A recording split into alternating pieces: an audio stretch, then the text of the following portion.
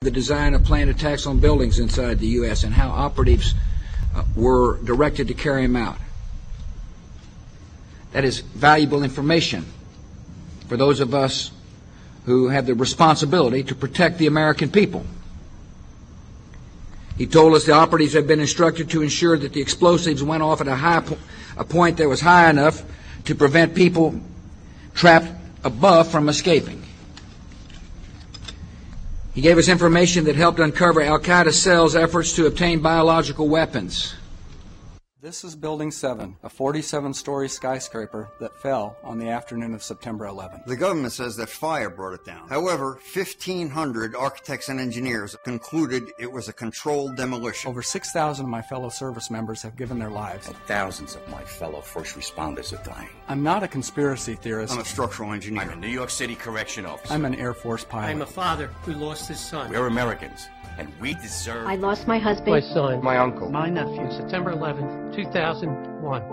Most people don't know a third tower fell that day. The government says fire brought it down. The collapse of World Trade Center 7 was primarily due to fires. I, along with 1,400 other architects and engineers, have found the government's conclusion to be physically impossible. Impossible. We need the truth about what happened that day. Go to rememberbuilding7.org. Why it fell, why it matters, and what you can do.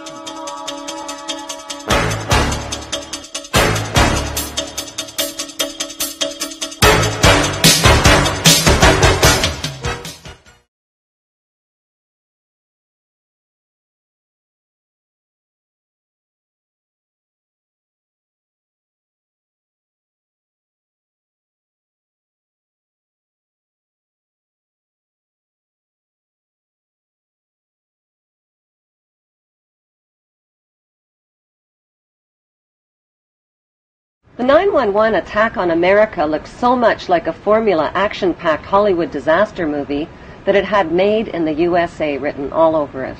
The only difference is it used real props and real people.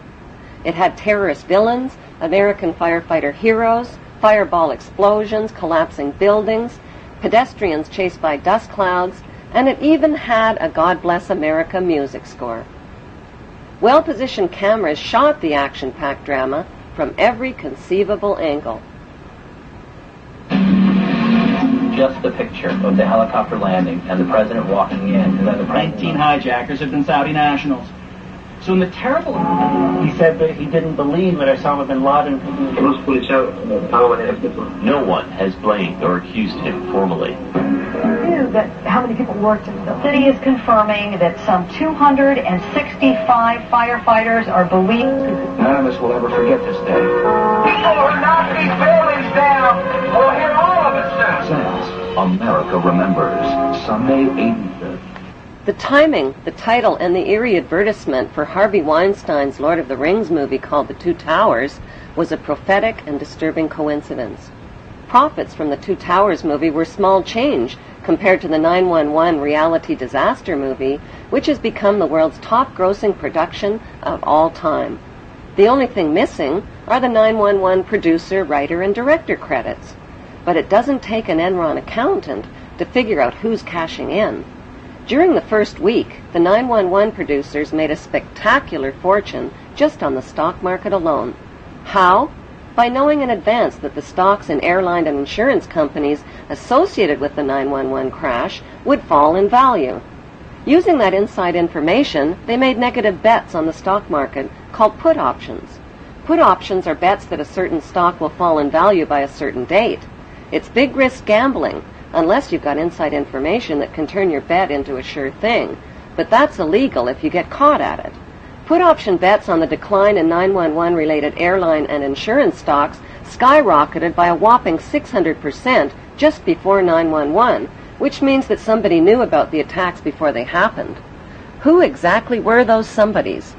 Merrill Lynch and HSBC, Morgan Stanley Dean Witter, the Bank of America, weapons manufacturer Raytheon, the Lehman Brothers, General Motors, Swiss Re, Munich Re, and AXA Re Insurance Company, which owns 25% of American Airlines. These insiders bought put options through Deutsche Bank. Most demanding clients trust Deutsche Bank to perform. Deutsche Bank, a passion. Buzzy Krongard, the former executive director of the CIA, just happened to be the manager of Deutsche Bank. And so the profiteers from 911 were not Osama bin Laden or his band of U.S.-trained Arabs. They were blue-chip Israeli, U.S., and British businessmen. Within the first week, the 911 producers sucked up $40 billion in box office profits from U.S. taxpayers who were hypnotized, terrorized, and traumatized by the infinite reruns. Think of it as a conspiracy theory true or false test. A. When George W. Bush started his first oil company, who helped fund it? Osama bin Laden's brother and brother-in-law. True or false? B. After a terrorist bomb at a barracks in Saudi Arabia killed 19 Americans, who got the multi-million-dollar contract to rebuild? The bin Ladens. True or false? C. On the morning of September 11, 2001, who was in a meeting at the Ritz-Carlton Hotel in Washington? George Bush Sr. and Osama bin Laden's brother. True or false? Actually, the answer could be D, all of the above. Because believe it or not, as far-fetched as they sound, each and every one of those things, the bin Laden link to the Bush Oil Company, the bin Laden construction contract after the terrorist bomb, and the bin Laden-Bush meeting on 9/11, is true. Many of the facts surrounding the events of 9/11 point to a cover-up, like the fact that the Bush administration ignored all of the advance warnings of the 9/11 attacks. Warnings from FBI agents like Colleen Rowley and from the famous Phoenix memo were not only ignored, they were suppressed. FBI Deputy Director John P. O'Neill quit his job when his investigation of Osama bin Laden was blocked. According to a September 24th Newsweek article, top Pentagon officials canceled their travel plans for 9/11 because of security concerns. While the American public were sitting ducks, all of America's political, military, and corporate VIPs were kept out of harm's way. 2 Muslims accused of the 9/11 hijackings took their flight training at Rudy Decker's Huffman Aviation School in Florida. Rudy Decker's is linked to the CIA and drug smuggling through Carib Air and Britannia Aviation, which shared the same small Venice airport with Decker's. The media reported that on the night before the attacks, accused ringleader Mohammed Atta and 2 other Muslim hijackers got drunk, fondled naked dancers in a Florida strip club called Shuckums, forgot their business card and their Quran holy book at the bar, publicly bashed America, and loudly boasted about impending bloodshed the next day. Would devoted and highly secretive Muslim hijackers risk their planned mission by attracting so much negative attention? And why were they in Florida instead of Boston the night before their suicide flights? On the early morning of September 11th, 19 Muslim men well known to intelligence and security agencies supposedly waltzed past airport security checks, boarded 4 passenger planes, and turned them into deadly missiles without even a hitch.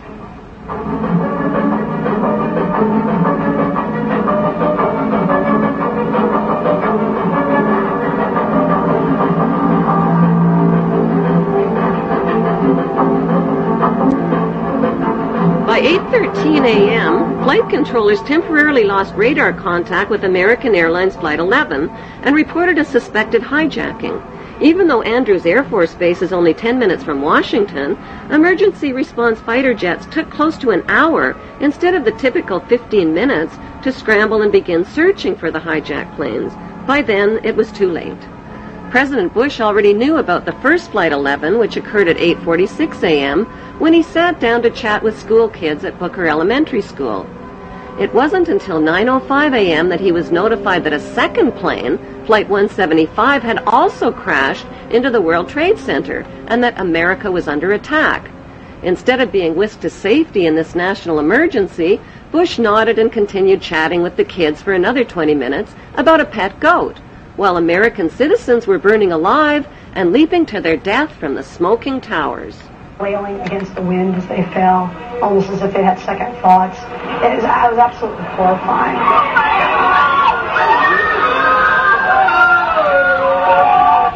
And you don't have to be a conspiracy theorist to wonder exactly what President George W. Bush knew about the attack, and when he knew it. According to the official White House version, it was at this moment in a Florida classroom that Bush learned the second plane had hit the World Trade Center and that the U.S. was under attack. But here's what George Bush himself said almost 3 months later when asked about September 11th.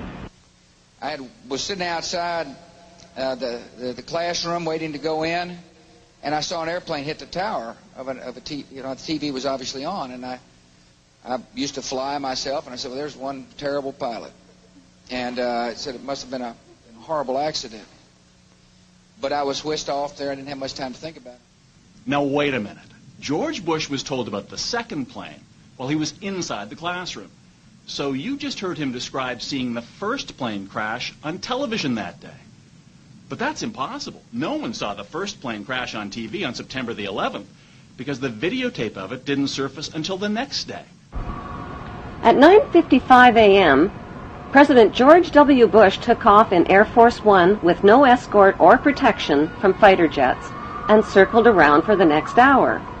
Why was the president's plane airborne and unescorted for an entire hour while hijacked planes were roaming the skies? The inexperienced hijacker pilots who took only a simulated flying course reportedly flew the third hijacked plane, Flight 77, into a Top Gun 270-degree turn, bypassed the offices of the Joint Chiefs of Staff, and crashed into an insignificant part of the Pentagon that was under renovation. Emergency response Air Force fighter jets were finally airborne when a fourth hijacked plane, Flight 93, crashed into a field in Pennsylvania at 10:06 a.m. The media reported that passengers overpowered the hijackers, but nearby residents saw U.S. fighter jets overhead and gave eyewitness reports of debris falling from the sky. That debris was found 8 miles away, indicating that the plane had been shot down. Within hours of the 911 hijackings, a massive Blame the Muslims campaign was launched by CNN and the media and continues to this day. In less than 48 hours, the names and mugshots of 19 accused Muslims were flashed across TV screens. If government investigators knew nothing, how did they identify 19 Muslim men as the hijackers so fast?